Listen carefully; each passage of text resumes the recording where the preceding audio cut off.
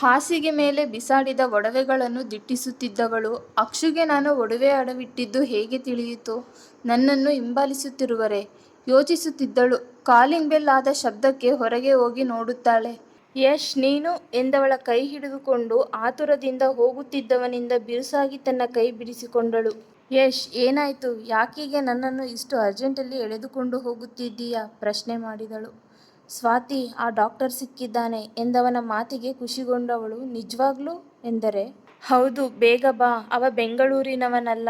ಯಾವುದಾದ್ರೂ ಎಮರ್ಜೆನ್ಸಿ ಕೇಸಿದ್ರೆ ಮಾತ್ರ ಇಲ್ಲಿಗೆ ವಿಸಿಟ್ ಕೊಡೋದು ಎಂದವನ ಮಾತಿಗೆ ಸರಿ, ಹಾಗಿದ್ರೆ ಬೇಗ ನಡಿ ಎಂದು ಅವನ ಜೊತೆ ಬೈಕ್ ಏರುತ್ತಾಳೆ. ಯಾವುದೋ ಒಂದು ಫೈಲ್ ತೆಗೆದುಕೊಂಡು ಹೋಗಲು ಮನೆಗೆ ಬಂದಿದ್ದ ಅಕ್ಷುವಿನ ಕಣ್ಣಿಗೆ ಸ್ವಾತಿ ಯಶ್ ಜೊತೆ ಬೈಕಲ್ಲಿ ಹೋಗುತ್ತಿರುವುದು ಕಾಣುತ್ತದೆ. ಅಲ್ಲೇ ಹುಡುಗನ ಮುಷ್ಟಿ ಬಿಗಿಯಾಯಿತು. ತಕ್ಷಣ ಅವರಿಬ್ಬರ ಹಿಂದೆ ಗಾಡಿ ಚಲಾಯಿಸಿದ. ಒಂದಷ್ಟು ದೂರ ಚಲಾಯಿಸಿದ ಮೇಲೆ ಬೈಕ್ ಒಂದು ದೊಡ್ಡ ಆಸ್ಪತ್ರೆ ಮುಂದೆ ನಿಂತಿತು. ಅವರಿಬ್ಬರ ನಡೆ ತಿಳಿಯದೆ ಕಣ್ಣು ಸಂಕುಚಿಸಿದವ ಬೇಗ ಕಾರಿನಿಂದ ಇಳಿದು ಅವರಿಬ್ಬರನ್ನು ಹಿಂಬಾಲಿಸಿದ. ಎಕ್ಸ್ಕ್ಯೂಸ್ ಮೀ ಸರ್, ಇಲ್ಲಿ ನಾರಾಯಣ್ ಅಂತ ಸೀನಿಯರ್ ಡಾಕ್ಟರ್ ಬಂದಿದ್ರಲ್ಲ? ಅಲ್ಲೇ ಇದ್ದ ನರ್ಸ್ ಬಳಿ ಕೇಳುತ್ತಾನೆ. ಸಾರಿ ಸರ್, ಅವರಾಗಲೇ ಹೊರಟು ಹೋದರು ಎಂದಳಾಕೆ. ಓ ಥ್ಯಾಂಕ್ ಯು ಎಂದೇಳಿ ಸ್ವಾತಿಯ ಕಡೆ ತಿರುಗಿದನು. ಛೆ, ಸಿಕ್ಕ ಒಂದು ಅವಕಾಶವೂ ಕೈಗೂಡಲಿಲ್ಲ. ಎಲ್ಲ ನಮ್ಮ ಹಣೆಬರಹ. ಸ್ವಾತಿ, ನಿನ್ನ ಹತ್ತಿರ ಡಾಕ್ಟರ್ ನಂಬರ್ ಇದ್ರೆ ಕಾಲ್ ಮಾಡು, ಏನಾದ್ರೂ ಪ್ರಯೋಜನ ಆಗಬಹುದು. ಇಲ್ಲ ಸಂಜನಾ ಆರೋಗ್ಯ ಚೆನ್ನಾಗಿಲ್ಲ ಅಂತ ಮನೆಗೆ ಕರೆಸಿಕೊ, ಆಮೇಲೆ ಅವರನ್ನು ಇದರ ಬಗ್ಗೆ ಕೇಳಿಕೊಳ್ಳೋಣ ಎಂದ. ಇಲ್ಲ ಯಶ್, ಅತ್ತೆ ಹತ್ತಿರ ಅವರ ನಂಬರ್ ತೆಗೆದುಕೊಂಡು ಕಾಲ್ ಮಾಡ್ದೆ, ಆದರೆ ಯಾವಾಗಲೂ ಸ್ವಿಚ್ ಆಫ್ ಅಂತ ಬರುತ್ತೆ ಎಂದು ಹಿಂದೆ ತಿರುಗುತ್ತಿದ್ದವಳು ಸೀರೆ ಎಡವಿ ಬೀಳುತ್ತಿದ್ದರೆ ಅವಳ ನಡುವಿನ ಸುತ್ತ ಕೈ ಹಾಕಿ ಅವಳು ಬೀಳದಿರುವಂತೆ ತಡೆದಿದ್ದ ಯಶ್. ಅಷ್ಟರಲ್ಲಿ ಅಲ್ಲಿಗೆ ಬಂದ ಆ ದೃಶ್ಯವನ್ನು ನೋಡಿದ ಅಕ್ಷುವಿನ ಕಣ್ಣುಗಳು ಕೆಂಡವಾದವು. ಸೀದಾ ಬಂದವನೇ ಯಶ್ ಕಾಲರ್ ಹಿಡಿದನು. ಏಯ್, ಎಷ್ಟೋ ಧೈರ್ಯ ನಿನಗೆ? ಈ ಅಕ್ಷುವಿನ ಹೆಂಡತಿಯನ್ನೇ ಮುಟ್ಟುತ್ತೀಯ ಎಂದು ಹಲ್ಮುಡಿ ಕಚ್ಚಿದರೆ ಹುಡುಗಿಗೆ ಭಯವಾಗಿತ್ತು. ಅಕ್ಷು ಪ್ಲೀಸ್, ಅವನನ್ನು ಬಿಡಿ, ಇದರಲ್ಲಿ ಅವನದೇನು ತಪ್ಪಿದೆ? ಬೀಳುತ್ತಿದ್ದ ನನ್ನನ್ನು ಹಿಡಿದ ಅಷ್ಟೇ ಎಂದು ಅವನ ಕೈ ಹಿಡಿದೆಳೆದರೂ ಹುಡುಗ ಬಿಡಲೊಲ್ಲ. ಥು, ಕಟ್ಟಿಕೊಂಡ ಹೆಂಡ್ತಿ ಮೇಲೆ ಅನುಮಾನ ಪಡ್ತೀಯಲ್ಲ, ನೀನ್ಯಾವ ಸೀಮೆ ಗಂಡನೋ? ಬಿರುಸಾಗಿ ಬಂದ ಅವನ ಮಾತಿಗೆ ಕೋಪಗೊಂಡವನು ತಲೆಯಿಂದ ಅವನ ಮುಖಕ್ಕೆ ಗುದ್ದಿದ. ಮೂಗಿನಿಂದ ರಕ್ತ ಸುರಿಯಿತು. ಅಷ್ಟರಲ್ಲಿ ಅಲ್ಲಿಗೆ ಬಂದ ಸಿಸ್ಟರ್, ಸರ್ ಪ್ಲೀಸ್, ನಿಮ್ಮ ಗಲಾಟೆನ ಹೊರಗಡೆ ಇಟ್ಟುಕೊಳ್ಳಿ, ಇದು ಹಾಸ್ಪಿಟಲ್, ಪೇಷಂಟ್ಗೆ ಡಿಸ್ಟರ್ಬ್ ಆಗುತ್ತೆ ಎಂದಳು. ಅಕ್ಷು ಸ್ವಾತಿ ಕೈಯನ್ನು ಗಟ್ಟಿಯಾಗಿ ಹಿಡಿದುಕೊಂಡು ಹೊರಗೆಳೆದುಕೊಂಡು ಹೋದರೆ ಅವಳು ಯಶ್ ಕೈಯನ್ನು ಹಿಡಿದು ತನ್ನ ಜೊತೆಯಲ್ಲೇ ಎಳೆದುಕೊಂಡು ಬಂದಿದ್ದಳು. ಹೊರಗಡೆ ಬಂದ ನಂತರ ಅಕ್ಷುವಿನಿಂದ ತನ್ನ ಕೈ ಬಿಡಿಸಿಕೊಂಡು ಯಶ್ ಬಳಿ ಬಂದವಳು, ಯಶ್ ಸಾರಿ, ನನ್ನಿಂದ ನಿನಗೆ ಹೀಗಾಯಿತು, ಐ ಆಮ್ ರಿಯಲಿ ಸಾರಿ ಎಂದು ತನ್ನ ಸೀರೆ ಸೆರಗಿನಿಂದ ಅವನ ಮೂಗಿನಿಂದ ಸುರಿಯುತ್ತಿದ್ದ ರಕ್ತ ಒರೆಸಿದರೆ ಇದನ್ನು ನೋಡಿದವನಿಗೆ ರಕ್ತ ಕುದಿಯುತ್ತಿತ್ತು.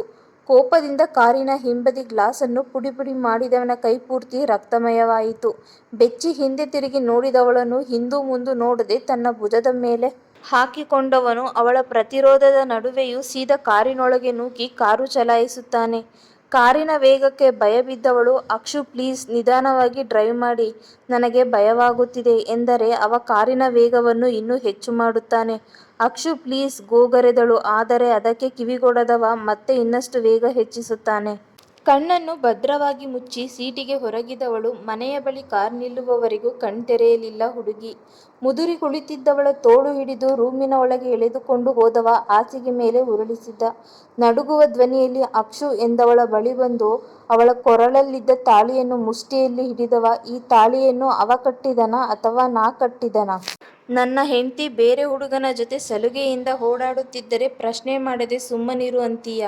ಅವನಿಗೆ ರಕ್ತ ಬಂದಾಗ ನಿನ್ನ ಸೆರಗಿನಲ್ಲಿ ಒರೆಸಿದೆ, ಅದೇ ನನ್ನ ಕೈಯಲ್ಲಿ ರಕ್ತ ಬಂದಾಗ ಯಾಕೆ ಸುಮ್ಮನೆ ನಿಂತಿದ್ದೆ? ಬೊಗಳೆ ಅಬ್ಬರಿಸಿಬಿಟ್ಟಿದ್ದ ಹುಡುಗ. ಏನೊಂದು ಮಾತನಾಡದೆ ಅವನ ಮಾತಿಗೆ ಬೆಚ್ಚಿ ಬಿಕ್ಕಳಿಸುತ್ತಿದ್ದವಳ ಕೆನ್ನೆಯನ್ನು ರಕ್ತ ಮೆತ್ತಿದ ಕೈಯಿಂದ ಜೋರಾಗಿ ಒತ್ತಿ ಹಿಡಿದವನು, ಅವನ್ಯಾರು? ಅವ ನಿನಗೇನಾಗಬೇಕು? ಇತ್ತೀಚೆಗೆ ನೀನ್ಯಾಕೆ ಅವನ ಜೊತೆ ತುಂಬ ಸಲುಗೆಯಿಂದ ಓಡಾಡುತ್ತಿದ್ದೀಯಾ? ಇವತ್ತು ಹಾಸ್ಪಿಟಲ್ಗೆ ಅವನ ಜೊತೆ ಯಾಕೆ ಹೋಗಿದ್ದೆ? ಎಲ್ಲ ನನಗೆ ಗೊತ್ತಾಗಬೇಕು, ಹೇಳು ಎಂದರೆ ನೀವು ನಾನು ಹೇಳಿದ್ದೆಲ್ಲವನ್ನೂ ನಂಬುತ್ತೀರಾ? ತಾನೊಂದು ಪ್ರಶ್ನೆ ಎಸೆದಳು ಅವನ ಕಣ್ಣಲ್ಲಿ ಕಣ್ಣಿಟ್ಟು. ನಂಬುತ್ತೀನೋ ಬಿಡುತ್ತೀನೋ ಅದು ನಿನಗೆ ಬೇಡವಾದ ವಿಷಯ. ಮೊದಲು ನಾನು ಕೇಳಿದ ಪ್ರಶ್ನೆಗೆ ಉತ್ತರಿಸು ಎಂದವನ ಮಾತಿಗೆ ಕಣ್ಣೀರು ತೊಡೆದುಕೊಂಡವಳು. ಸರಿ, ಹೇಳುತ್ತೀನಿ. ನನ್ನ ಮೇಲೆ ನಿಮಗಿರುವ ಅನುಮಾನವೆಲ್ಲ ಇವತ್ತೇ ಕೊನೆಯಾಗಲಿ ಎಂದು ಮಾತು ಮುಂದುವರಿಸುತ್ತಾಳೆ. ಅವನು ನನ್ನ ಕಾಲೇಜ್ ಫ್ರೆಂಡ್. ನಾನು, ಸಂಜನಾ, ಹರ್ಷ ಮತ್ತೆ ಯಶ್ 4 ಜನ ಒಂದು ಗ್ರೂಪ್. ಎಲ್ಲರೂ ಒಟ್ಟಿಗೆ ಇರುತ್ತಿದ್ದಿದ್ದು. ಆದರೆ ಲಾಸ್ಟ್ ಫೈನಲ್ ಇಯರ್ ಅಲ್ಲಿ ಯಶ್ ಕಾಲೇಜ್ ಚೇಂಜ್ ಮಾಡ್ದ. ಅವನು ಕಾಲೇಜ್ ಬಿಟ್ಟರೂ ಕೂಡ ಅವನ ಒಡನಾಟ ಇನ್ನೂ ಹಾಗೇ ಇತ್ತು ಎಂದು ಮಾತು ಮುಂದುವರೆಸುತ್ತಿದ್ದವಳ ಮುಂದೆ ಅಂಗೈ ಅಡ್ಡ ಹಿಡಿದವನು, ನಿನ್ನ ಕಥೆ ಪುರಾಣ ಆಮೇಲೆ ಇಟ್ಟುಕೋ, ಮೊದಲು ಇವತ್ತು ಹಾಸ್ಪಿಟಲಲ್ಲಿ ಅವನ ಜೊತೆ ಏನು ಮಾಡುತ್ತಿದ್ದೆ ಅದನ್ನು ಹೇಳು ಎಂದನು. ದೀರ್ಘ ಉಸಿರನ್ನು ಹೊರದಬ್ಬಿದವಳು, ಡಾಕ್ಟರ್ ನಾರಾಯಣ್ ಅವರನ್ನ ಮೀಟ್ ಮಾಡಲು ಹೋಗಿದ್ದೆ.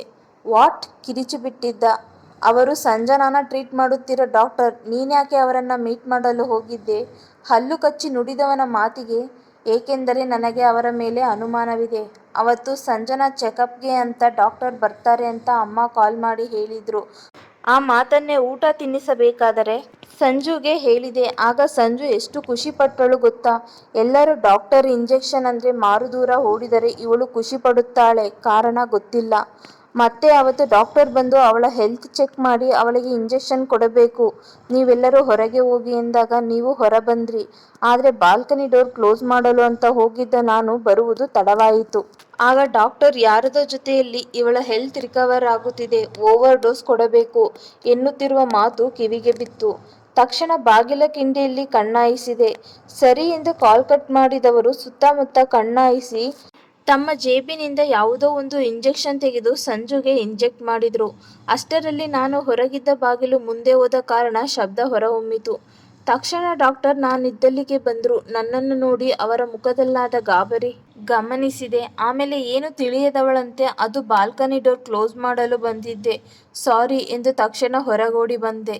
ಸಂಜು ರೂಮಿಂದ ಹೊರಬಂದ ಡಾಕ್ಟರ್ ನಿಮ್ಮ ಜೊತೆ ಮಾತನಾಡುತ್ತಿದ್ದಾಗ ನಾನು ಸಂಜು ರೂಮಿಗೆ ಹೋಗಿ ನೋಡಿದಾಗ ಅವಳು ನಾರ್ಮಲ್ ಆಗಿ ಇರಲಿಲ್ಲ.